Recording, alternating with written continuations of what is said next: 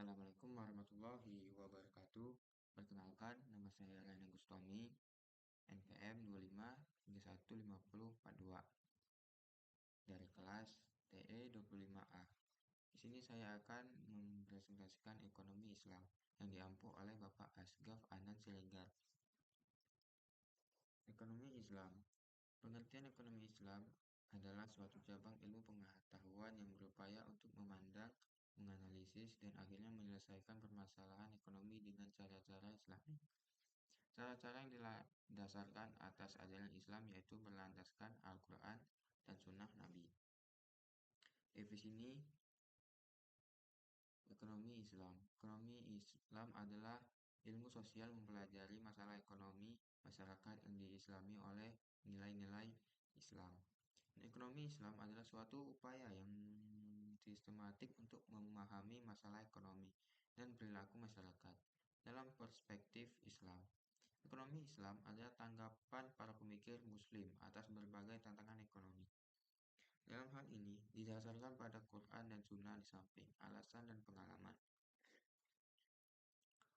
Ekonomi Islam adalah suatu ilmu dan penerapan hukum syariah yang melindungi ketidakadilan dalam kaitan dengan upaya pencapaian kesejahteraan manusia dan pelaksanaan ibadah kepada Allah. Tujuan ekonomi Islam. Tujuan ekonomi Islam 1. Meningkatkan ekonomi lebih makmur. 2. Menciptakan ekonomi yang adil dan merata. 3. Mewujudkan perekonomian yang stabil. 4. Mewujudkan perekonomian yang serasi. 5. Mewujudkan perekonomian yang menjamin kemerdekaan produksi. 6. Menciptakan ekonomi umat yang mandiri. Prinsip atau nilai dasar ekonomi Islam. Tauhid, keadilan, kenabian, maat, sidik dan jujur. Sidik atau jujur, amanah atau dipercaya, batonah atau cerdas. Lembaga-lembaga ekonomi Islam di Indonesia. Bank Umum Syariah, Asuransi Syariah, Lembaga Gadai, Baitul Mal Wat Tamil, Pasar Modal Syariah. Pengertian bank syariah. Bank yang melaksanakan kegiatan usaha secara konvensional dan atau berdasarkan prinsip usaha syariah, yang dalam kegiatannya memberikan jasa dalam lalu lintas pembayaran. Prinsip syariah, pasal 1, Butir 13 Undang-Undang Nomor 10 Tahun 1998. Prinsip syariah adalah aturan perjanjian berdasarkan hukum Islam antara bank dan pihak lain untuk menyimpan dana dan atau membiayaan kegiatan usaha atau kegiatan lainnya yang dinyatakan sesuai dengan syariah. 5. Bank syariah. Prinsip bagi hasil, prinsip penyertaan modal, prinsip jual beli barang dengan memperoleh keuntungan, pembiayaan barang modal berdasarkan prinsip sewa murni tanpa pilihan. Peran bank syariah. Bank syariah turut berperan dalam menunjang pembangunan ekonomi bangsa Indonesia, terutama melalui upaya peningkatan peranan pengusaha muslim dalam perekonomian nasional dan bertindak sebagai katalisator sebagai pengembangan lembaga-lembaga keuangan syariah di Indonesia. Fungsi bank syariah. Manajer investasi. Bahwa bank syariah tersebut merupakan manajer investasi dari pemilik dana yang dihimpun. Karena besar kecilnya pendapatan yang diterima oleh pemilik dana yang dihimpun sangat tergantung pada keahlian, kehati-hatian, dan profesionalisme dari bank syariah. Jasa keuangan bank-bank Islam juga menawarkan berbagai jasa-jasa keuangan lainnya untuk memperoleh imbalan atas dasar agensi, kontrak, atau sewa. Contohnya meliputi letter of guarantee. Investor. Investasi yang sesuai dengan syariat tersebut meliputi akad murabaha, sewa menyewa, atau disebut dengan leasing. Musyawarah, akad mudharabah, akad salam atau istisna.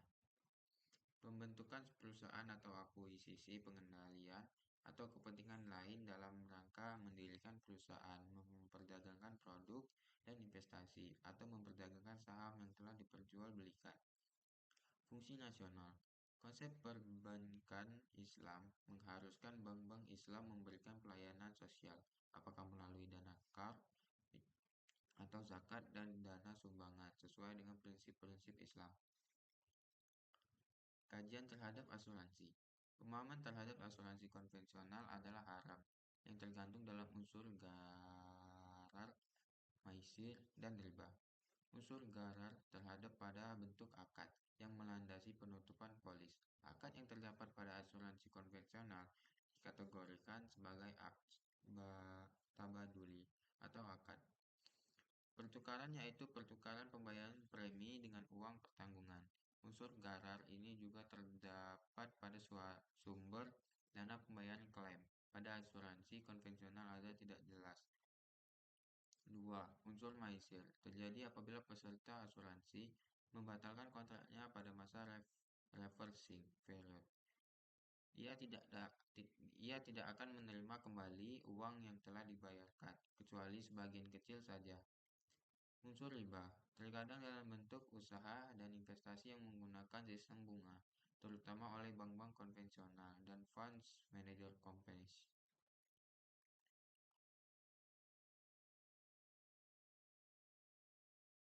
Pengertian Baitul Mal wa Tamwil.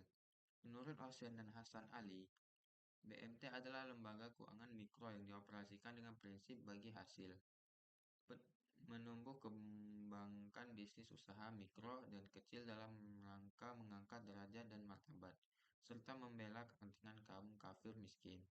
Ditumbuhkan atas dasar prakarsa dan modal awal dari tokoh-tokoh masyarakat setempat, dengan berlandaskan pada sistem ekonomi yang salam yaitu keselamatan, kedamaian, dan kesejahteraan. Menurut Hedi Sudarsono, BMT yaitu lembaga yang mengarahkan pada usaha-usaha pengumpulan dan penyaluran dana yang non-profit, seperti halnya zakat, infak, dan sedekah. Fungsi BMT menerima titipan dana zakat, infak, dan sedekah, serta mengoptimalkan distribusinya sesuai dengan peraturan dan amanah. Melakukan kegiatan pengembangan usaha, usaha produktif, dan investasi dalam meningkatkan kualitas ekonomi pengusaha mikro dan kecil, terutama dengan mendorong kegiatan menabung dan menunjang pembiayaan kegiatan ekonomi. Prinsip dasar modal syariah. Pembiayaan dan investasi pada saat kegiatan usaha yang halal, spesifik, dan bermanfaat, dan dilakukan dengan bagi hasil. Uang adalah alat bantu pertukaran nilai. Pemilik harta menerima bagi hasil dari manfaat yang timbul dari kegiatan usaha. Maka pembiayaan dan investasi harus pada mata uang yang sama dengan pembukuan kegiatan usaha. Akad yang terjadi antara pemilik harta dengan pemilik usaha, tindakan maupun informasi yang diberikan pemilik usaha serta mekanisme pasar tidak boleh menimbulkan keraguan yang menyebabkan kerugian.